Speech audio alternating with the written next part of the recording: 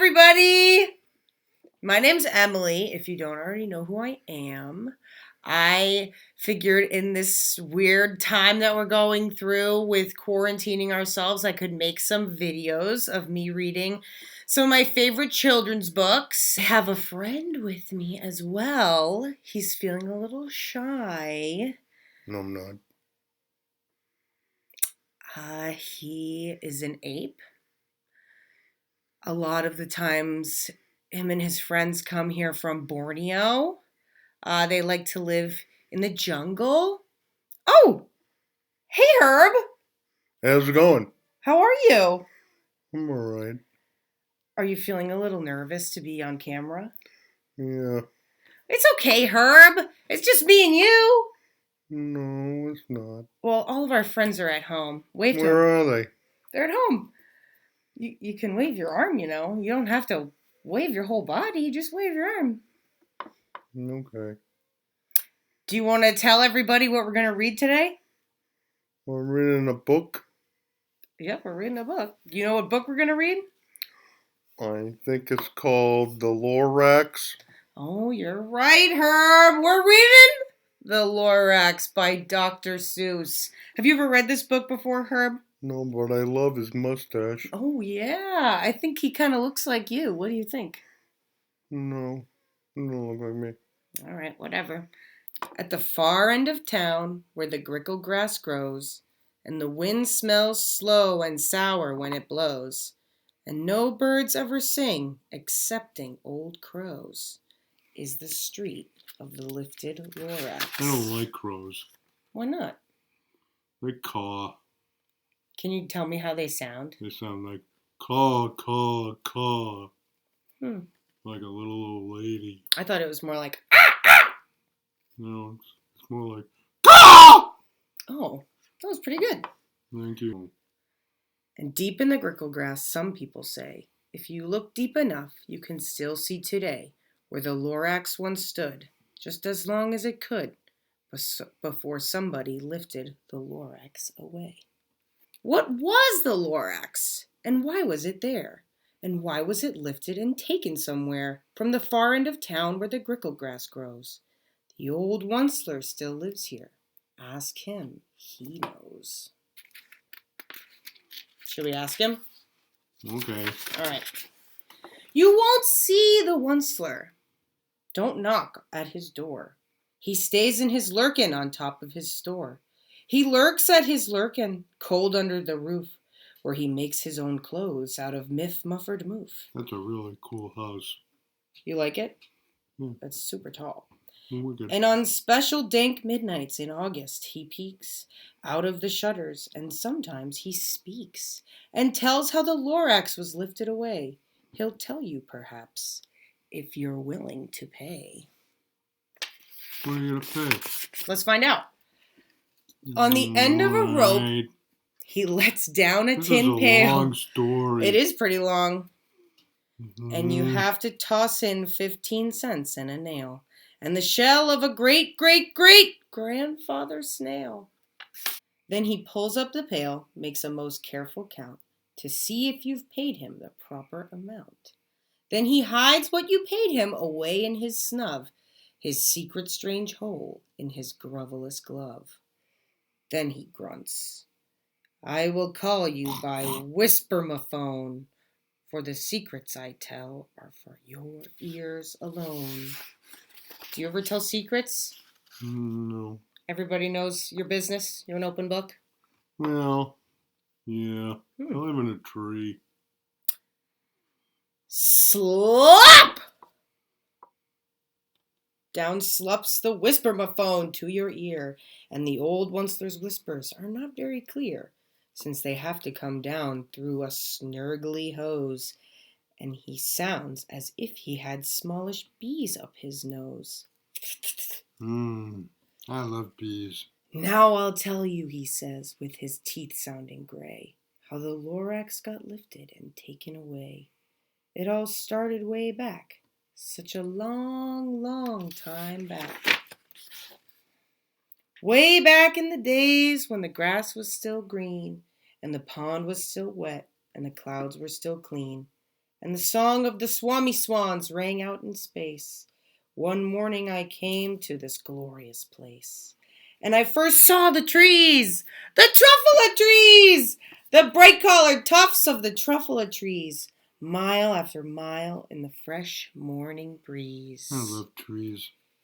What kind of trees do you like? Oh, the big ones that I can climb up in. Oh, yeah? Do you like being close to trees? Do you like hugging trees? All the time. You love trees? I do love trees. I love to hug trees. I love to hug people, too. All right, can you read the book? Yeah. Sorry, Herb. Sheesh. And under the trees, I saw brown barbaloots frisking about in their barbaloot suits as they played in the shade and ate truffula fruits. From the ripulous pond came the comfortable sound of the humming fish humming while splashing around. I like to splash too. Me too.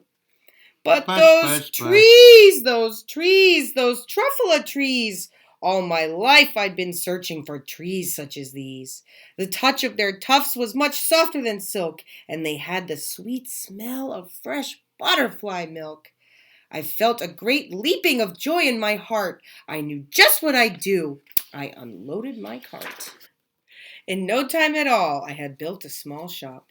Then I chopped down a truffula tree with one chop! And with great skillful skill, and with great speedy speed, I took the soft tuft, and I knitted a thneed. At the instant I'd finished, I heard a gazump. I looked. I saw something pop out of the stump of the tree I'd chopped down. It was sort of a man. Describe him? That's hard. I don't know if I can. He was shortish and oldish and brownish and mossy, and he spoke with a voice that was sharpish and bossy. Do you know anyone who talks like that, Herb? Yes. Who? I don't want to tell you. Mister, he said with a sawdusty sneeze. I am the Lorax. I speak for the trees. I speak for the trees have no tongues. And I'm asking you, sir, at the top of my lungs. He was very upset as he shouted and puffed. What's that thing you've made out of my truffula tuft? What do you think he means when he says, I speak for the trees? I think he likes the trees. And he doesn't want to see them all cut down. I think you're onto something, Herb. Yeah. Been there. Done that. Look, Lorax, I said. There's no cause for alarm. I chopped just one tree. I'm doing no harm. I'm being quite useful. This thing is a thneed. A thneed's a fine something that all people need. It's a shirt. It's a sock. It's a glove. It's a hat. But it has other uses. Yes, far beyond that. You can use it for carpets, for pillows, for sheets, or curtains or covers for bicycle seats. The Lorax said, Sir, you are crazy with greed. There is no one on earth who would buy that fool thneed. Do you know what greed is, Herb? Oh, yes, I love green. Green trees and green leaves, green bugs. I love to eat green bugs. Oh, I think you misheard me, Herb. I love green bugs all the time. I said greed with a D, not green with an N. Greed. Do you know what greed is? No. Well, that's okay. That's okay. You don't have to feel bad. You can learn a new word today. Okay. So greed is when you feel like you don't have to share something even though there's plenty for everybody to share. Well, that would be very nice.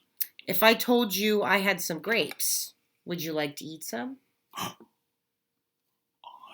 love grapes. Do you want some? Yes, please. Well, they're mine. You can't have any. No. These are my grapes. No. See, I'm being greedy. Do you get it? I guess. These grapes are for me? No. No.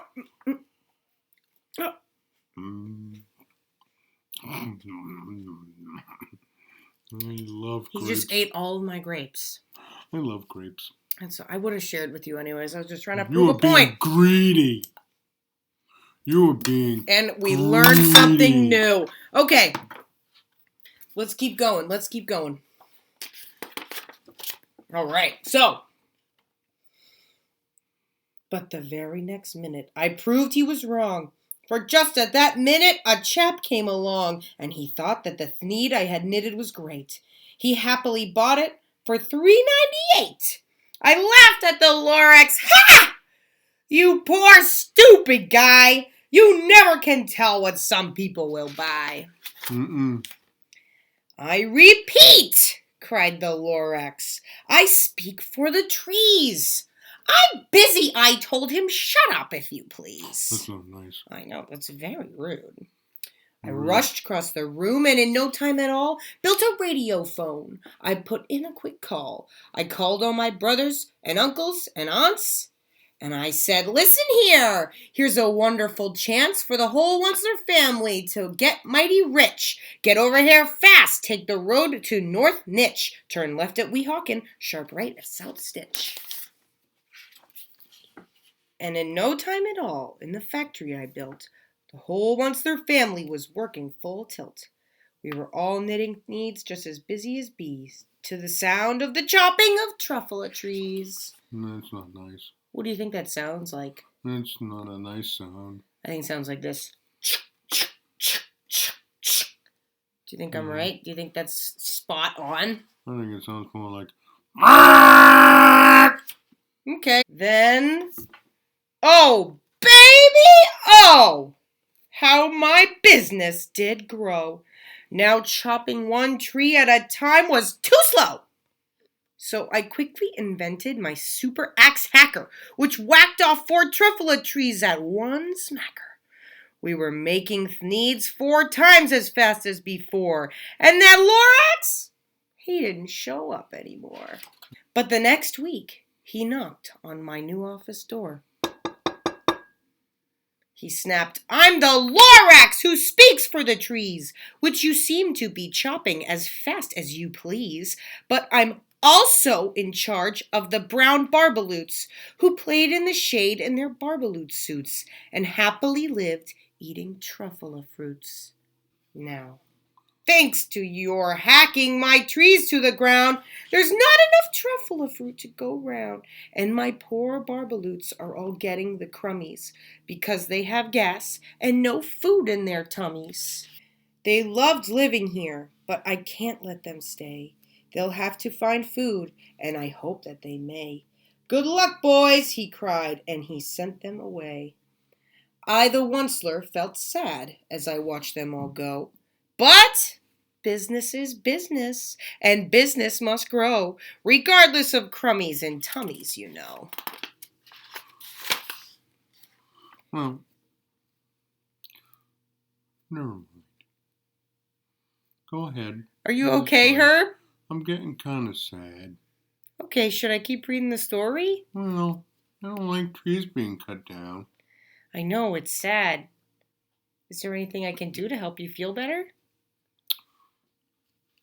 A hug would be nice. You want a hug? Sure. Okay, yeah, bring it in, Herb.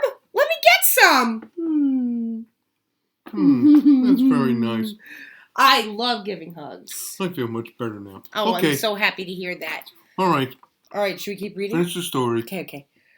I meant no harm. I most truly did not. But I had to grow bigger. So bigger I got. I biggered my factory. I biggered my roads. I biggered my wagons. I biggered the loads of the thneeds I shipped out. I was shipping them forth to the south, to the east, to the west, to the north. I went right on biggering, selling more thneeds, and I biggered my money, which everyone needs. That guy wants a lot of money. He does want a lot of money. Makes him what? Remember that word we learned? Greed. Mm-hmm. Greedy. Greedy. He's being pretty greedy right now, isn't he? Yes, he is. The Lorax keeps warning him. Let's keep That's reading. not a nice person. Then again he came back. I was fixing some pipes when that old nuisance Lorax came back with more gripes. I am the Lorax. He coughed. Are you okay? He coughed. I did it because it says he coughed. It was just an act. Thanks for checking in with me, though. Yeah, I want to make sure. He coughed and he whiffed. He sneezed and he snuffed. He scraggled and sniffed. Once-ler, he cried with a crufulous croak. Once-ler, you're making such smogulous smoke. My poor swami swans, why, they can't sing a note. No one can sing who has smog in their throat. What's a smog? Smog is like pollution in the air. It's like air that is not good or safe to breathe. It comes from pollution. See all this smoke coming out of the factory? Oh, yeah. That's air pollution. That's bad stuff going into the air. Oh, like a coal mine. Yes, like a coal mine. You're right. And so, said the Lorax, please pardon my cough. They cannot live here, so I'm sending them off. You okay? Yeah, the Lorax is coughing in the story, so Okay. I'm doing it like he's saying it. You're freaking me out. I'm okay. Okay. Don't worry about me. Okay. Where will they go? I don't hopefully know. They may have to fly for a month or a year to escape from the smog you've smogged up around here. That's terrible. It is. What's more? Snapped the Lorax. His dander was up. Let me say a few words about Gluppity-Glup. Your machinery chugs on day and night without stop, making Gluppity-Glup. Also Schloppity-Schlop. That's not nice. And what do you do with this leftover goo? I'll show you, you dirty old Once-ler, you! The Lorax getting mad now. Not playing games anymore. You're glumping the pond where the humming fish hummed. No more can they hum, for their gills are all gummed. So I'm sending them off.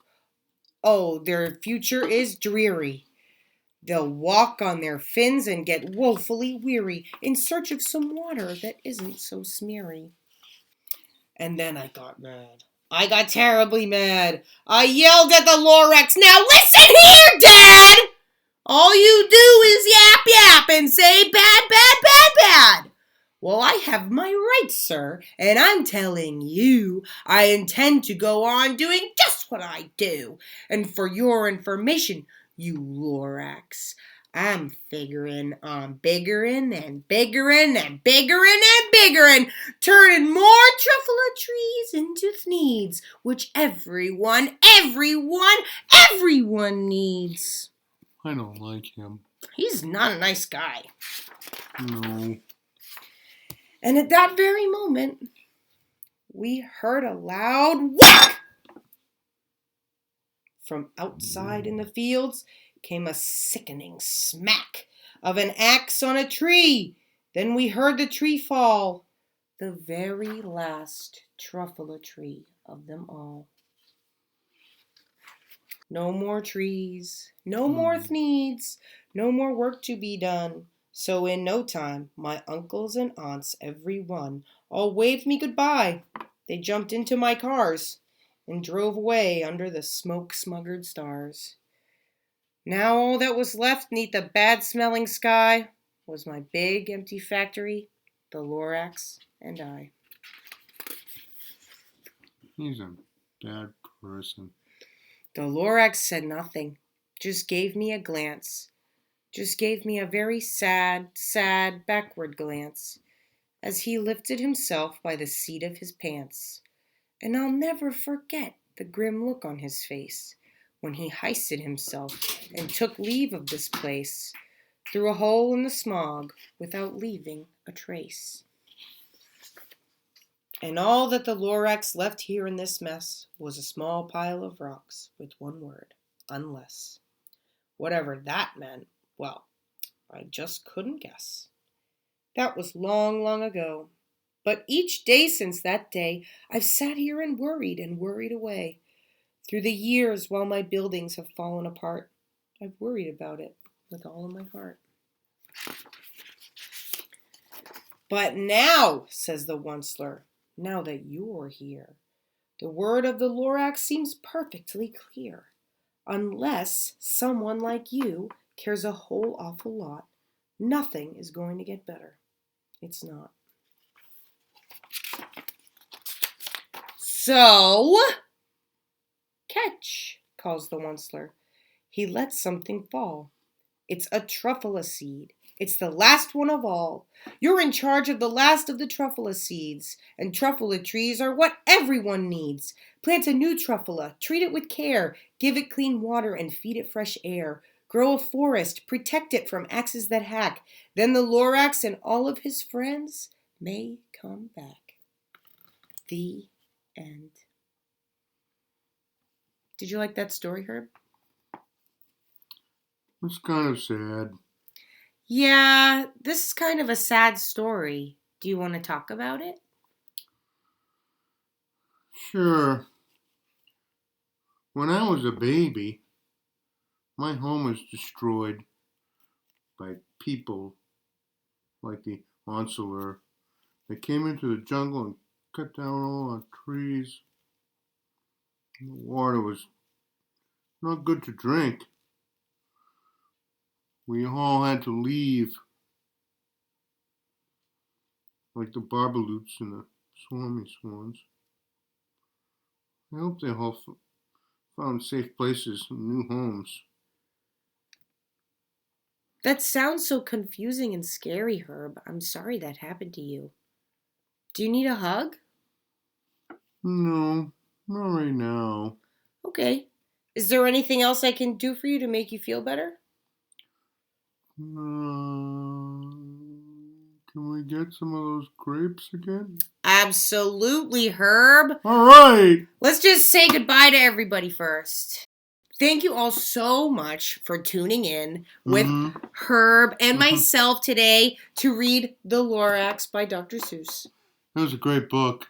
I hope you all enjoyed our telling of this book. We both love it so much. The Lorax teaches us a lot about protecting the beautiful natural world that we live in. Yes. And keeping it safe for all the creatures who inhabit it and will continue to inhabit it in the future. Yes. I encourage you all to speak for the trees in your life, Herb. I'm sorry. And be respectful and responsible members of your communities. Thank you for being here with us, and we will see you next time. Make sure everybody remembers to wash their hands for 20 seconds at least.